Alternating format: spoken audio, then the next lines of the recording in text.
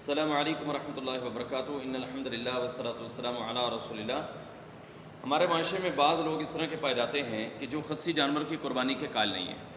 وہ کہتے ہیں کہ جانور خصی نہیں ہونا چاہیے، تو غیر خصی ہو، جسے ہم اپنی زبان میں آنڈر جو ہے وہ کہتے ہیں کہ آنڈر بکرے کی قربانی لگتی ہے، غیر آنڈر کی قربانی نہیں لگتی۔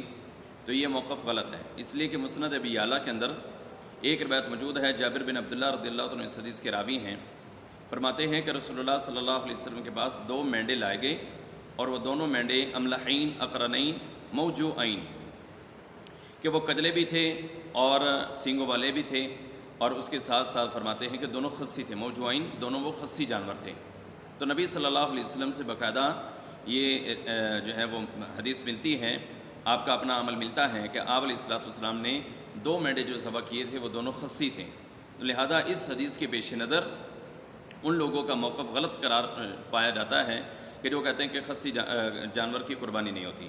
تو خصی جانور کی قربانی کرنی چاہیے، ہوتی ہے، اللہ کے نبی صلی اللہ علیہ وسلم نے کی ہے، اور اگر کوئی غیر خصی جانور کی قربانی بھی کرنا چاہتا ہے تو وہ بھی درست سوال ہے، اس لیے کہ ابو داؤد کے اندر اس کے بارے میں بھی حدیث آتی ہے کہ رسول اللہ صلی اللہ علیہ وسلم کے پاس ایک مینڈا لایا گیا، اور وہ ایک مینڈا جو آپ کے پاس لایا گیا تھا وہ غیر خصی تھا۔ فحیل کے الفاظ آتے ہیں کہ وہ غیر خصی تھا، وہ جانور خصی نہیں تھا، تو اللہ کے نبی صلی اللہ علیہ وسلم نے وہ جو ہے اس کو بھی ذبح کیا، اس کی بھی قربانی کی۔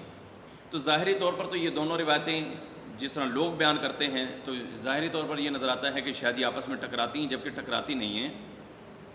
نبی علیہ السلام نے مختلف موقعوں پر دونوں جانوروں کی قربانی کی ہے۔ جب آپ علیہ السلام کو غیر خصی جانور دستیاب تھا، آپ علیہ السلام نے وہ بھی کر لیا، اور جب آپ کے لیے خصی جانور دستیاب تھے تو آپ علیہ السلام نے وہ بھی خصی کر لیا۔ اور جو لوگ یہ سمجھتے ہیں کہ جو نقص اللہ کے نبی صلی اللہ علیہ وسلم نے بیان کیے ہیں تو خصی جانور جو ہے وہ بھی نقص کے اندر آتا ہے، تو خصی جانور کبھی بھی نقص کے اندر نہیں آتا، اس لیے کہ اللہ کے نبی صلی اللہ علیہ وسلم نے جو نقائص بیان کیے ہیں کسی بھی جانور کے، کہ جب وہ نقائص اس جانور کے اندر پائے جائیں تو پھر قربانی نہیں ہوتی، تو ان نقائص میں خصی کو جو ہے وہ نقص شمار نہیں کیا گیا۔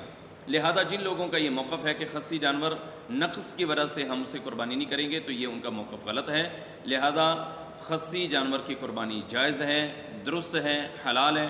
جو شخص کرنا چاہتے ہیں، جو آپ کرنا چاہتے ہیں، وہ دل کھول کر کریں۔ اللہ رب العالمین عمل کی توفیق دے۔